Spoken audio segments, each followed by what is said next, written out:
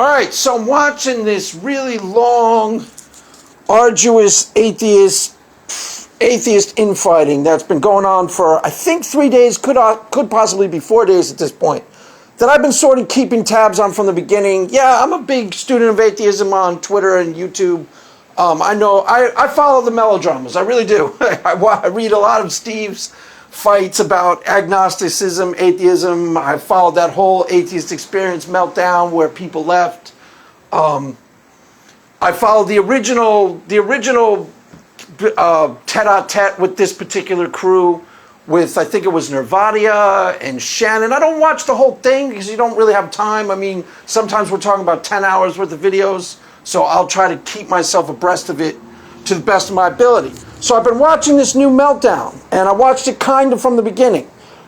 And I'm going to try to get to all the bases I want to touch in this particular video, but there's a lot to cover. So if you are new to atheist infighting, this is a doozy. This is a doozy, and basically it started over what at first glance was pretty much nothing. Godless Engineer has a wife, Katlyn, I think her name is. And one of the guys from Atheist Alliance International, I believe that's the name of the group. If I get some of these details wrong, you know, I'm not a trained expert on atheist infighting. I'm just trying to pick this up through Twitter and just from what I know about the players involved. And there's a whole group of people who are outside my realm of influence. I don't really know them at all. I've just seen them behave on Twitter and YouTube. And they're the main players in this little melodrama. So he tweets something along the lines of, religion is a retarded relic, you know, headed for the dustbin of history. Something relatively harmless, but it uses the word retarded in a connotation that obviously, you know, in today's world, people are going to potentially object to. So Katlyn says something along the lines of, you should choose your choice of words better. Now, it could have ended right there, because that honestly could have been the beginning and the end of it. Now, was Katlyn overstepping a little and being too SJW? I don't really think so. It's debatable, but she didn't say anything all that outlandish. It was relatively benign. It was along the lines of, don't you think you could choose your words better given that you're a public organization, or something like that. Something relatively par for the course. If these particular players, see, it's these particular players. I swear to God, it really is. Because these guys are just terrible at PR. They're like anti-PR. I swear to God, they're the worst PR people I've ever seen in my entire life. Because they had like a 2-week ordeal the last time they got in trouble with our little, most of the people who were on the SJW side are people we know. People from, you know, who are kind of my friends, a bunch of them. Or at least the atheists that we know and love, closer to home. The people on the opposite side, while they may actually technically be right, are part of Atheist International Alliance, and they're these English anti-theists, and, you know, their behavior is really a big part of the problem. How they respond is, they just kind of make these things blow up in their face for no particularly good reason, as far as I can tell. Now, here's the breakdown on this. Should they have tweeted whatever they said using the word retarded? Probably not. It depends on how much of a stickler you want to be. Now, if you can take a principled stand on either side of the issue. I don't think you should use the word retarded, or I don't think you should be policing words. You could take a principled stand on either side of the issue, but either way, if you're going to take a principled stand like, I don't think we should be policing words, which is kind of what was the subtext of his initial response, you still got to do that diplomatically and have a real conversation about it. You can't just tell the person to F off, which is basically what he did. And that's what started the whole problem. Because he basically said to her, you are being a see you next Tuesday.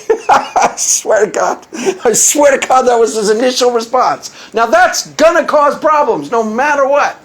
You're just going to have to expect that is going to blow up in your face either today or tomorrow or somehow. You know, you just can't respond like that. You know, like I said, on the Atheist International Alliance, PR is the whole problem. These guys are just terrible at it. They're anti-PR. So that was basically his response in a nutshell. Don't be such a see you next Tuesday. Now, granted, this might be an Englishman, And I think the word has totally less destructive connotations in England. It's not quite as big of a deal. You say that in the United States, that's fighting words. You say that to a woman in the United States, you're asking for it. You're basically asking for it. Now, I think it's different in England. As far as my understanding is, it's a word like faggot, which has a totally different connotation in England, means cigarette. I don't know that for a fact, but they seem to use it a lot more. Screw off, cunt! You know, they use it a lot less. It's a lot less inflammatory in an English context. So it's possible that wasn't quite as big of a diss as it seemed. Possible. But irrelevant. The whole reason this turned into an ordeal and why it turned into atheists fighting atheists is because these Atheist International Alliance guys doubled down on this circle the wagon, spit in your face, take no prisoners, back away, not at all. This is what they do. And then this guy joins in to defend him, this guy John Richards, who's basically just a disaster of a PR guy. I mean, disaster. And he's like, he threatens to sue everybody on Twitter. And it was like, I don't know, it got really, really outlandish. And that's the subtext of what I'm going to discuss. Because this is actually a teachable moment. Now, like I said, you could take a principled stand on either side of the issue. If, let's say it was Christians. If it was a Christian church, they would never use the word retard, retarded, any context, and nobody would think that's okay. And if somebody complained, I would expect an official organization. Now, how officially Atheist International Alliance wants to present themselves as, I don't know. What their actual rules of the road for that particular organization are. But if you want to present yourself as a professional organization, you would not use that word. And if somebody complained, you'd immediately backpedal or back down or apologize. Simple as that. If you're a person on Twitter and somebody says, don't use that word, then I can see someone saying, screw off, kind of. Still a little bit obnoxious, but it's a little bit more understandable. I'm pretty sure this was tweeted in the context of, a public face. If you want to be about that, that's your thing, you're going to expect that there's going to be a war. It's just that simple.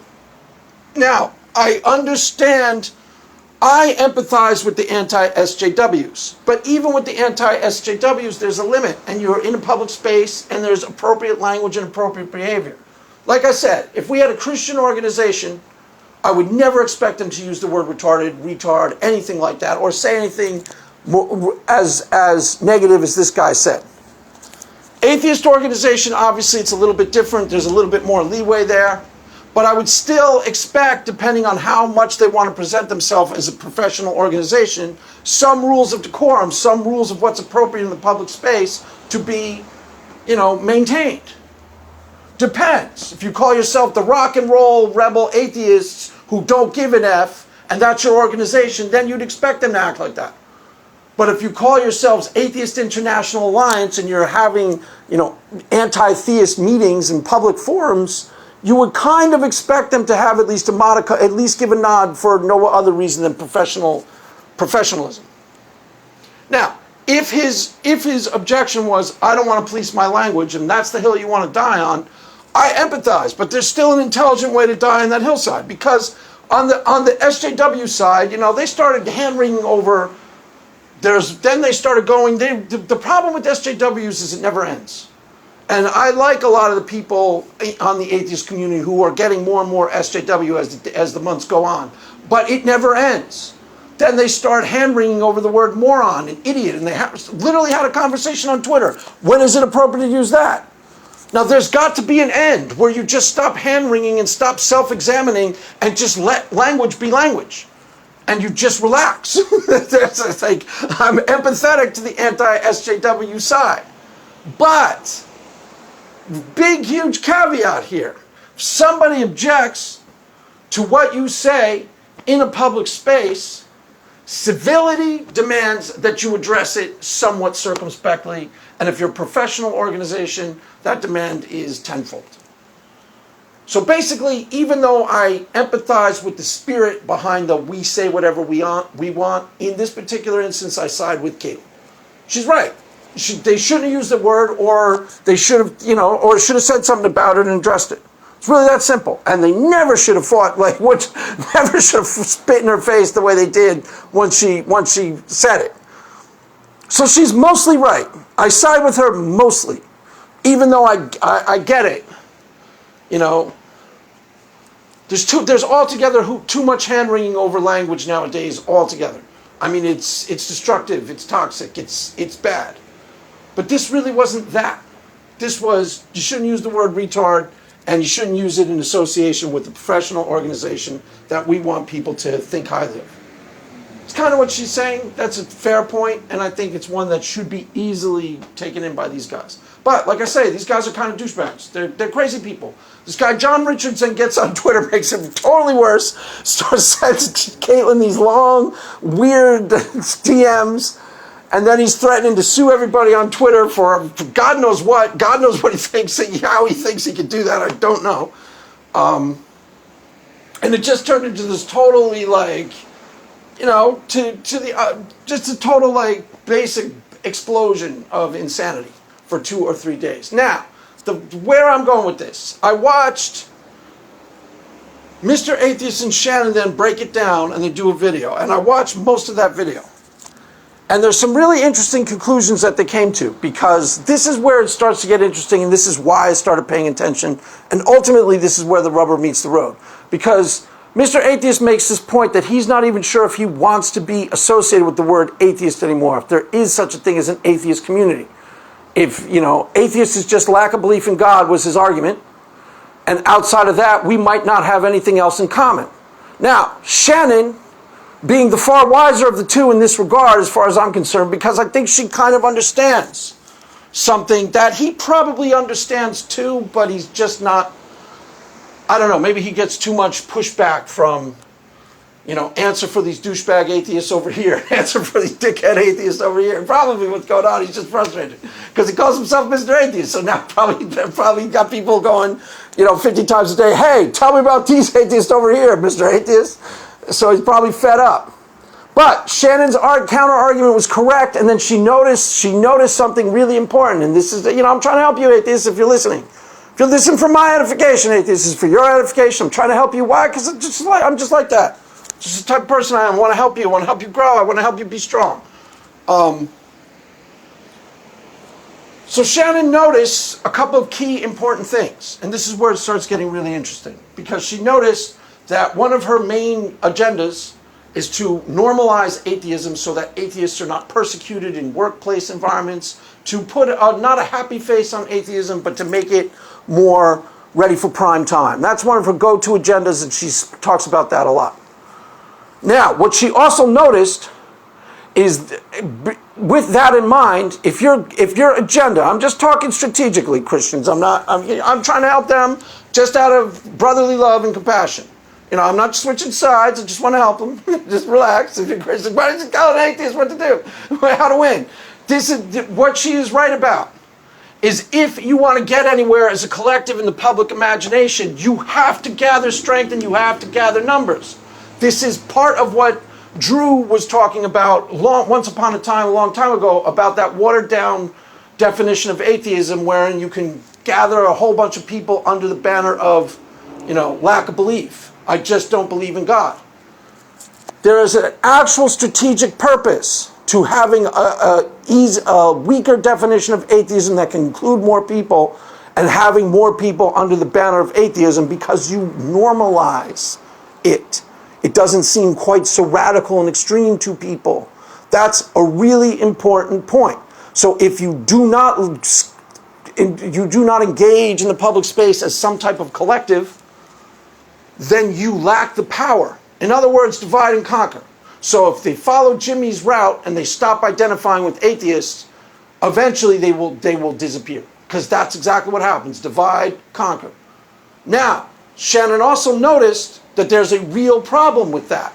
And that is, the only thing a lot of these people have in common is that they do not believe in God.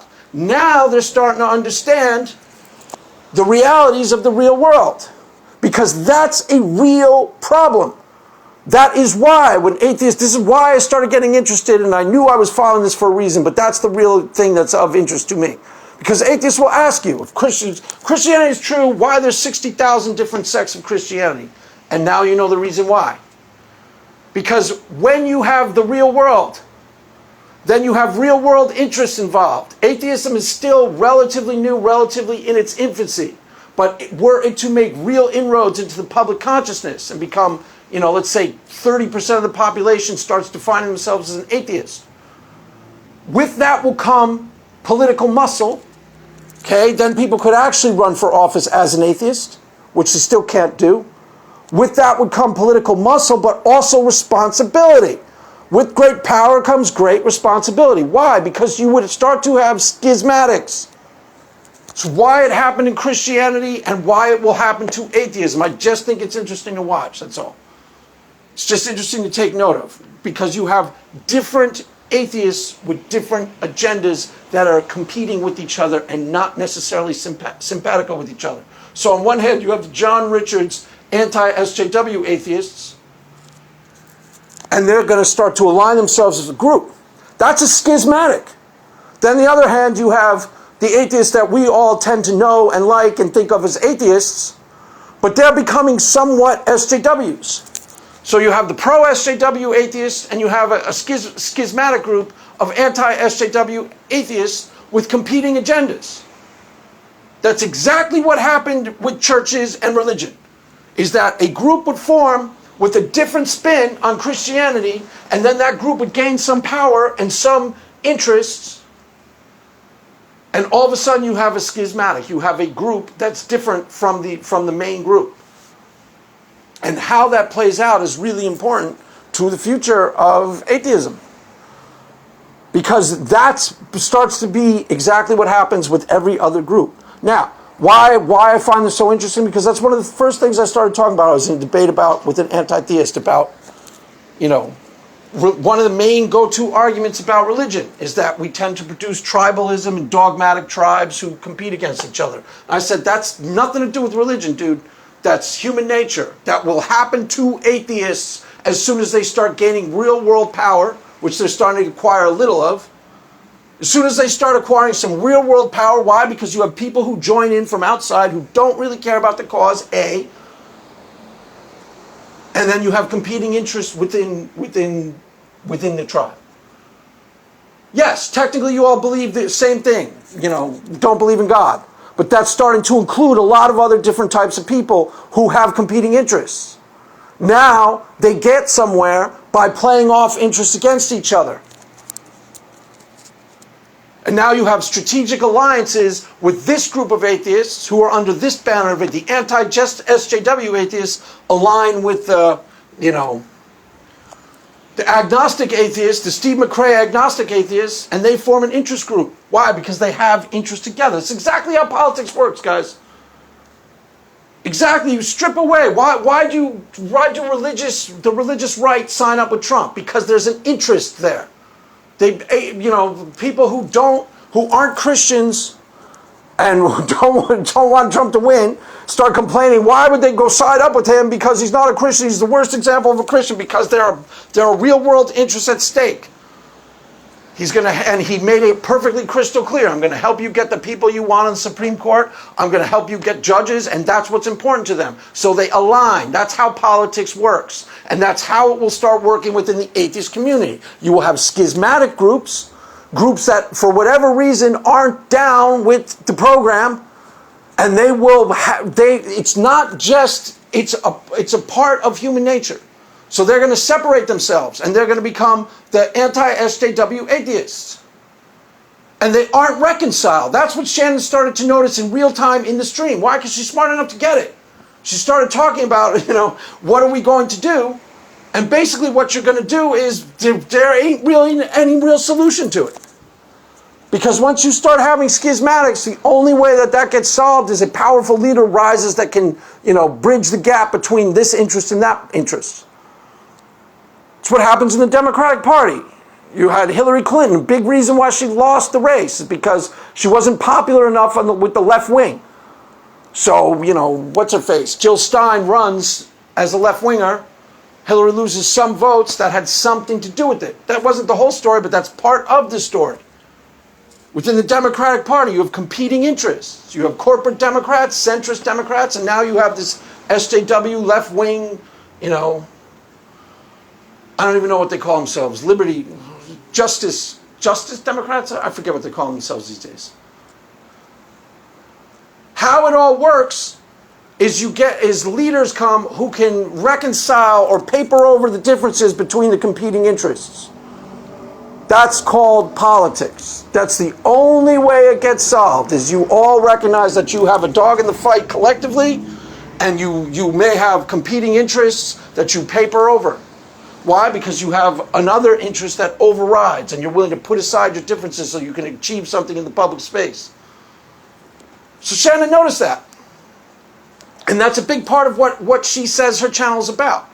You know, with Jimmy, it's different. He's, like I've said, I pointed out in some of my videos about you know, very similar stuff. He seems to have, over the years, morphed into more of a, his agenda has less to do with atheism, more to do with gay rights and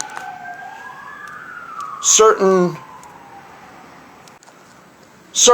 you know, it has more to do with gay rights, trans rights, things like that. That's why I pointed out, he started to naturally line up with this girl, Goddess Gray, who is a Christian, because their interests started to overlap. And that's what I was pointing out when I was talking about how, you know, some of these atheists whose sole agenda when it comes to Christians seems to be deconversion, and I was asking the question as to why, because it doesn't organically make sense that they would care so much. Really depends on what your agenda is in the public space. And that can change over time. So, I just think it's interesting to take note of how it plays out. You know, I say if you're interested, go watch go look at the feeds. I mean, it's really interesting stuff as far as I'm concerned. You know, it's what is happening to atheists is what happens to every group under the sun. There are people in the group who have competing interests, competing agendas. And once those competing agendas, at first glance, you might all have the same goal, the same thing in mind, but then they start to separate and split off organically. Why? Because they're just different people with different competing interests. Then you have schismatic movements. And what those schismatic movements ultimately do is weaken you as a whole, weaken you as a collective. That's what Shannon noticed. And she said to Jimmy, I'm not so sure we shouldn't. Like Jimmy was expressing frustration because his being part of atheist first, when he's got other things going on that are starting to become more important to him than just the lack of belief in God. If I judge by his channel, a lot more important to him. A lot more important to him. Just judging by the topics he covers, I think they're 100 times more important to him than, belief versus non-belief. So, I just think it's interesting to take note of. They're growing up. Our little atheists are growing up in the world. And they're having growing pains and getting into fights with other atheists. And, it's amazing to watch because it turned into a 3 or 4 day ordeal with a whole bunch of people involved from all over the place. And, it's just interesting to note. I believe I have to get that. That is my beautiful wife. That is all for now, kids. Mass is ended. Go in peace. Amen.